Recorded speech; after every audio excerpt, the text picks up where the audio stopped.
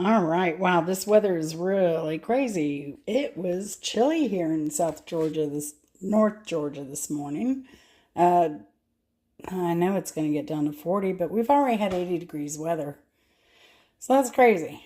But I'm going to do this soup. I really like it. It's a nice spring soup. Um, and you can leave in, take out, substitute, whatever you like to do. Um, and I'm kind of just winging this myself today. So let's just do it because I have some stuff I need to use up. So for spices, I did some black pepper, some turmeric, ginger. Now, if I'd had fresh ginger, I would have used that instead. Some ground cinnamon. I went light on this cinnamon, maybe, I don't know, eighth of a teaspoon, quarter teaspoon, little chopped masala. Again, if you have it, great. If not, it's fine. I put a little cumin in mine. And just a dash of cloves. And I've gone ahead and put those all in this little jar here. Now, you can use vegetable broth and keep this totally vegetarian. But I have chicken broth here. I'm going to use a can of coconut milk. Now, I don't have peppers, but I have found if I use Rotel in Indian food, don't hate me, that it really tastes pretty darn good. Even though I don't have, the regular peppers. So, I have some red daal or masoor daal. Excuse me. You can use yellow daal if you like. If that's what you have, you need to use it, do it. All right. Now, I like a lot of carrot and celery, and my onions are large, so I have about a half of one here, and a couple cloves of garlic. And I have these Granny Smith apples that will add a little bit of tartness and sweetness. You can use lime as well, but again, you get a nice fruit serving here with this. So I'm going to get started. I need to peel and wash these, cube those up, but I'm going to get my onions and everything started. Oh, and if you have ghee, use that. If not, butter's okay. You're not going to hurt anybody's feelings. So let's get started. All right. Put a knob of butter in here.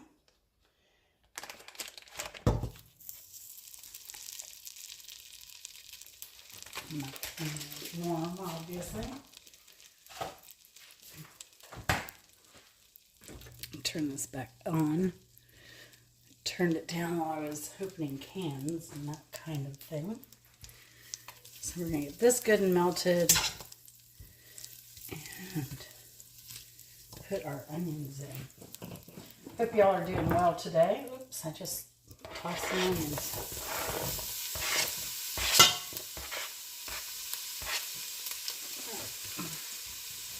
So we're going to cook those until they get translucent. And then we'll add our garlic. Do this just a minute. All right, now I turn that down, so I'm going to bring my heat up again. It's almost translucent just on the residual heat. But yeah, we want some heat for this next part. Now, I have gone ahead and cut my apples. Now, surprisingly, you can grate the apples, but to me, I don't want to.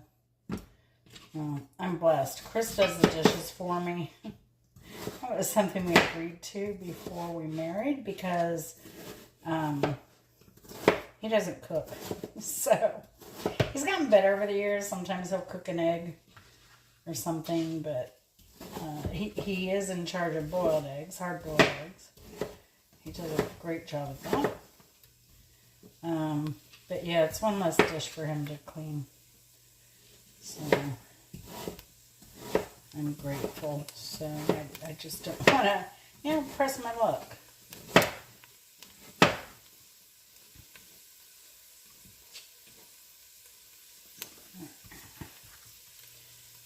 Alright, cooking with fire now.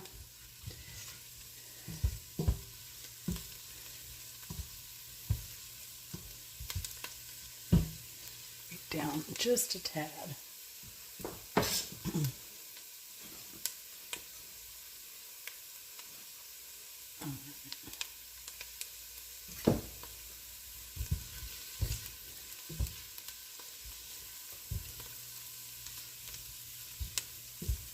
So I'm going to go ahead and add the garlic in here. And if you had ginger,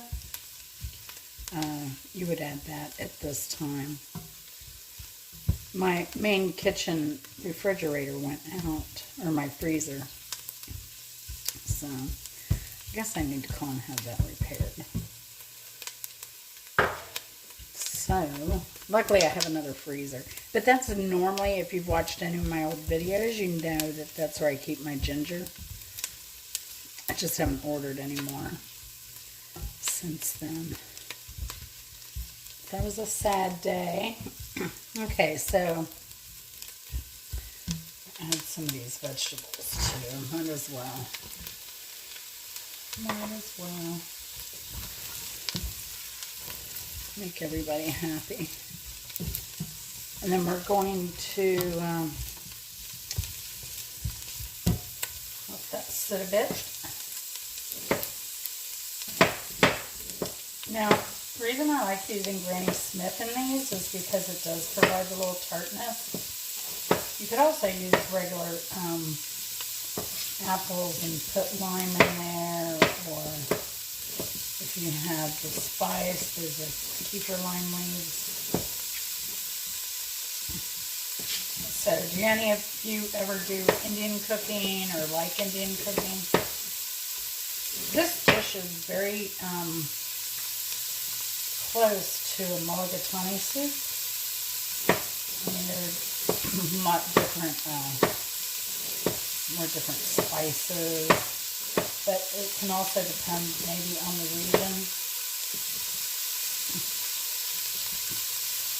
Because I've seen some recipes that were more like this, oddly enough, recently, and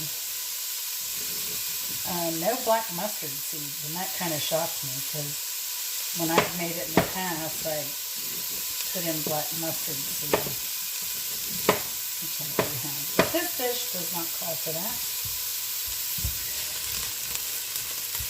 Right.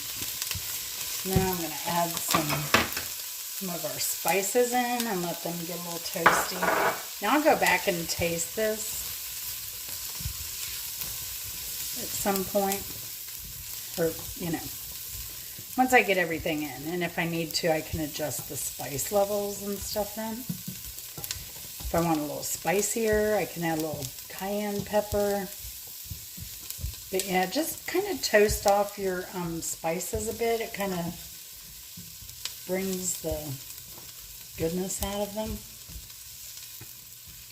It's something you see more in Middle Eastern cooking and Indian cooking, but I've started implementing it a bit into my American cooking as well. All right, so let's add some, I'm going to go ahead and add some tomato. Some people soak their beans ahead of time. I don't. And the one thing, when you hear daal or lentil or anything like that, you think, oh my gosh, it's going to take forever. No. The thing I love about yellow and red daal is that it cooks pretty quickly. So this will be ready in like 30 minutes once I get everything in here. But, watch it as it cooks, because it can get super thick, and if it gets super thick, then it can have a tendency to stick on the bottom as the daal gets soft. So I'm kind of just roughly chopping my carrots. Carrots. My apple. I'm trying to speed up. Chris already called. He's on his way home. He has to make a stop on his way here. And I'm kind of running behind. I've done a lot of work for YouTube today and other stuff. On my socials.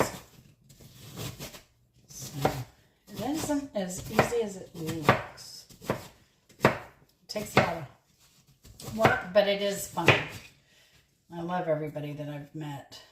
All my subscribers. I'm so fortunate. It's crazy to me. But I've started saying I think everybody should have a YouTube channel. And it's fun. It's creative. You learn a lot. You meet some amazing people, amazing talent, and just really good-hearted people. It depends on where you hang out, And there's so much to learn. So what's been great for me, especially because I'm in my, in my 60s, it's been great for me because I'm learning new skills. And if you've seen some of my earlier videos, you know that I've gotten a lot better with my videotaping and introducing more editing and experimenting with some fun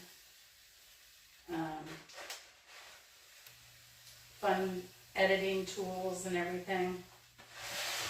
Everything I do, believe it or not, is on my phone. I don't even use a major camera or anything.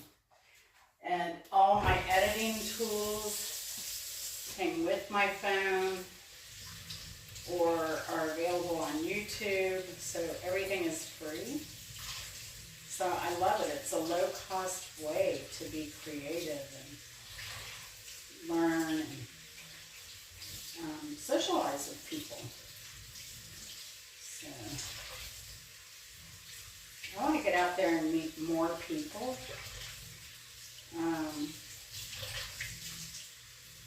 One day. But I have met a lot of YouTubers that don't live in my state. I don't know that any YouTubers I've met live in my state.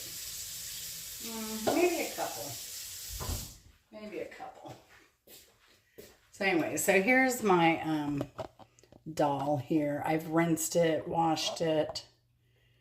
And I'm just going to put that in there now. And I just did a strainer full. So the only thing is, this stuff sticks. And it can get everywhere too. I spoke too soon. One of the downfalls of YouTubing is sometimes things happen. So somehow my camera just went off. I added the can of coconut milk to this. I think I missed that. I think it cut off before I did that. But it's been cooking, I don't know, maybe 15-20 minutes. But you can see it's pretty much cooked down to nothing. It's kind of like split pea soup. If you've ever had that, but don't think split pea because this does not have those flavor profiles. So, think more delicious lentil. And it's not like the green or, that brownish green lentils that took forever and your mom probably pressure cooked. It isn't like that. These are flavorful. They're not as sweet, I guess, as the peas, but semi-sweet maybe, in my opinion. And the same with the yellow. I don't think they're as sweet as green pea type soup.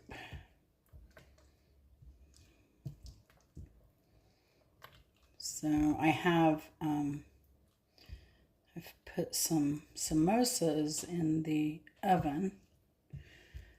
And that alarm's about to go off in a minute.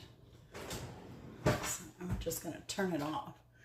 But I like to turn my samosas. I don't fry them. You can fry them. Some of them say you have to fry them. You don't. I just put them on a pan. But that's a samosa. So it's basically almost like a pie crust. Some of them usually have a little bit more seasoning in them. Like these are Punjabi type, and I'm used to the Punjabi type having a little more seasoning. And then they're filled with potatoes and peas and spices, and it's delicious. And I serve it with a mango chutney, which you can also pick up a Patak brand mango chutney at Walmart. A lot of the bigger stores do carry it. So, or you can order it online, or Patel Brothers obviously has all kinds of chutneys as well. So I'm just going to let this cook a little bit more while my samosas are cooking, and we'll see you back in a minute. All right, here's our finished soup and some samosas. And now Chris is home, so he's going to do a taste test for us.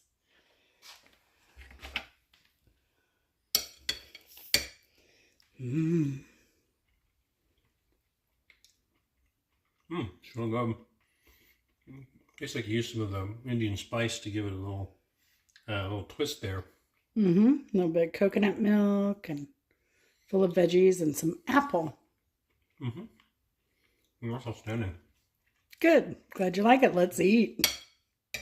Thanks for watching, y'all. See you later.